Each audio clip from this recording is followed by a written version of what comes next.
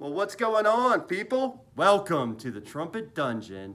Your host, Jonathan, and this is Donalds Trumpets Vintage Horns.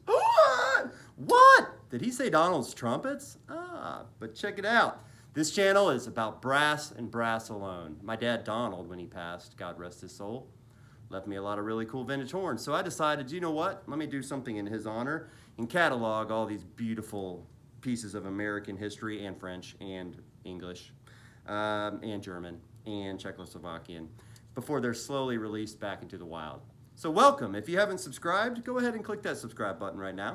If you like vintage brass, you've come to the right place. There's plenty of content to be released, and I do not pretend to be an expert at any of this stuff.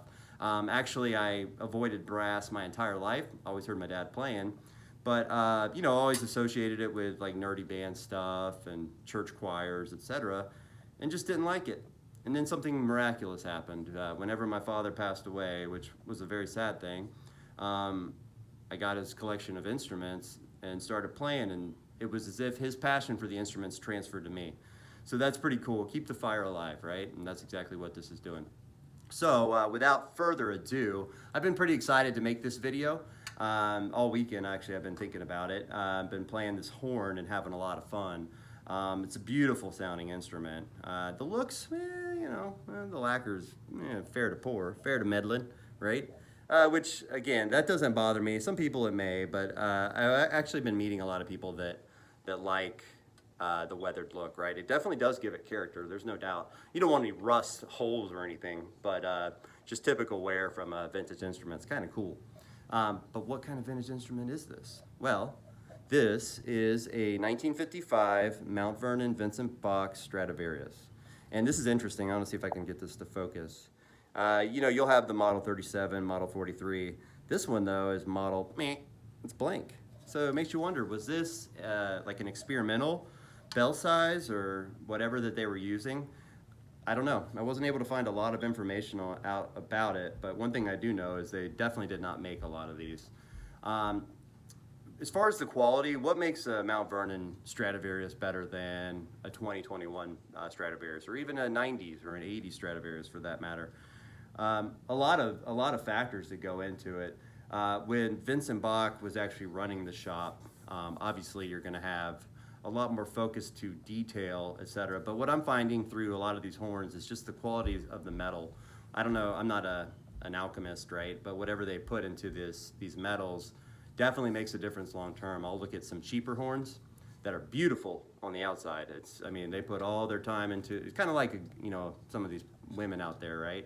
Did I say that? They look great on the inside, but they're rusty and rotten on the inside. Wait, okay, you get the point. But with something like a Stradivarius, though, the metals, they definitely make a difference. This is a 1975 Stradivarius. This is one of my daily players that I grabbed. This is raw brass. I don't think there's any lacquer left on this guy here. But yeah, why would somebody go for something like this compared to this one? This one's gonna definitely garner a much higher premium. Is it really worth it? Do you get the value for doing so? Well, we'll find out. Let's take a look at these bells. This is kind of off the cuff right here, but let's see. So the bells, I think this Mt Vernon's slightly smaller. Hard to say. They're pretty similar though. And as you know, trumpet dimensions are measured in thousandths of an inch, so it's kind of hard to eyeball it, right? But let's jump in. Let's play a tune. One thing that is beautiful about this horn too, I'd mentioned the finish leaves a little bit to be desired, but guts are important. Guts are actually everything, in my opinion. Look at these valves. Just phenomenal. And by the way, all the valves have the matching serial number on there too. So everything's original on this horn from what I can see. All the slides move. Let's see if we can get a little pop going. I'm curious. Let's try this one on the second valve. Yeah, it's got a little pop to it. Not crazy, right? But it's got a pop. That one's pretty solid. Let's check some valve compression. Oh, I got this little slide lock in here. That's actually pretty good. I'm not moving the slide very much because it's locked in and it's popping. So, okay, let's jump in. I've been playing Chris Bode. I love his tone. I started off on When I Fall in Love. I've been learning a little bit of the song Venice, but ooh, getting spit dropped on me here. Been playing the song Venice as well. So these videos are not about my skills as a trumpet player, right? These videos are about the horns and being able to hear the difference. So we're already at about 6 minutes, so I better get into it. By the way, Mount Vernon 7C.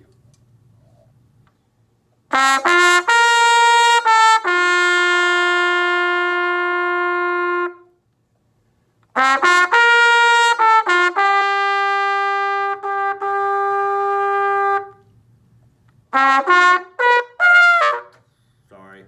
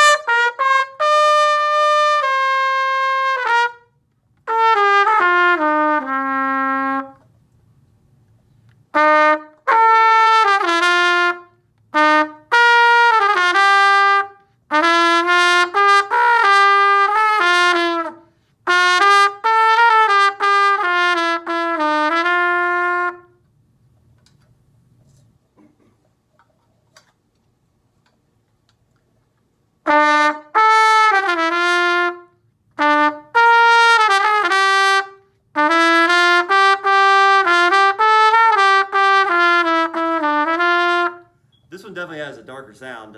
It's got these daggum heavy valve caps on there, so it definitely alters the sound. It's hard to do a comparison.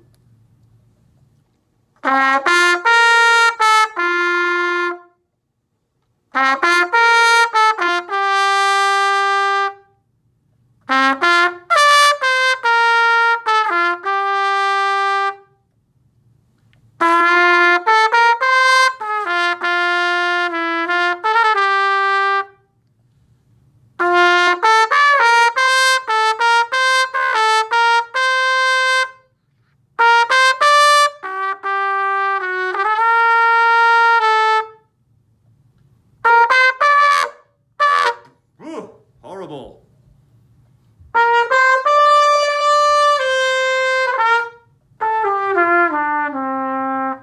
So very subtle differences. I'm not saying this just because it's the Mount Vernon, but the Mount Vernon does have a better tone. It's more of a, it's like compact, but at the same time kind of surrounds you with sound waves.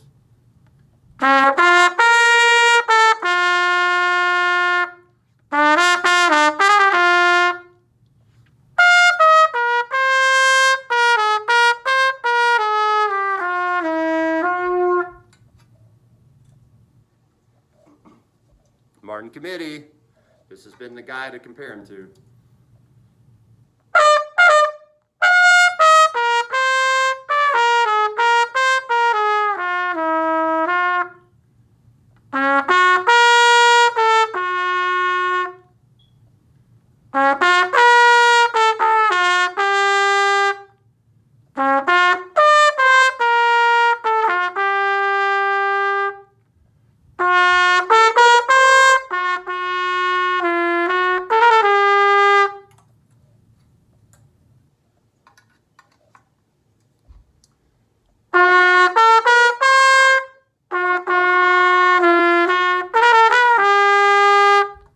Committee's a good sounding horn. Yeah, this one just sounds cleaner, I would say. They both, the Martin Committee and the Mount Vernon, both have a beautiful tone.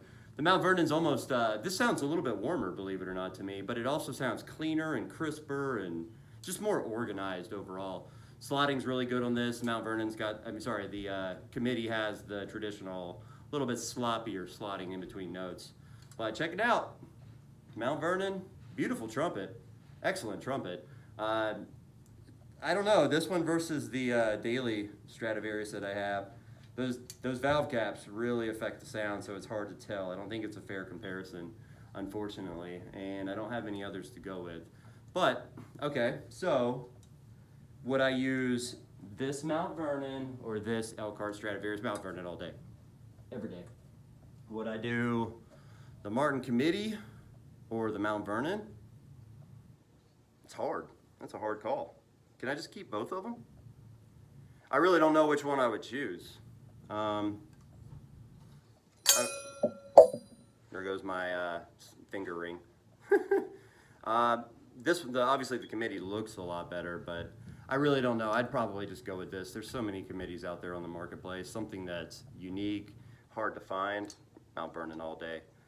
So yeah, I think I would. If I had a gun pointed to my head and I had to give up one of them, goodbye, Mr. Committee. Nobody likes Shoki anyway. He's kind of arrogant, self-centered. Just kidding. I don't even know the guy. But all right, so here we are. The Mt Vernon one. And by the way, I don't plan these videos ahead of time. This is my thought process, right? I'm not coming in here intentionally saying the Mt Vernon's great and you got to buy it, because most people cannot buy it. It's definitely going to be outside of their price range, right? But for the one that's looking for an excellent vintage instrument, you can't go wrong with these things. They're freaking amazing. New box Stradivarius versus a Mt Vernon, all day, every day. One good point too that the brass seller made, that's another YouTube channel, is that if you bought a Mt Vernon for the same price as a brand new Stradivarius, that brand new Stradivarius is going to lose 40% of its value when you try to sell it next year, or well, maybe not 40, but a lot, right? This Mt Vernon, it's going to hold value, or it's going to continue to increase in value, most likely increase in value. So long term, you definitely get a better, obviously you have some of the challenges with a vintage instrument. It's 70 years old, but overall you should be able to get your money back compared to buying a new instrument.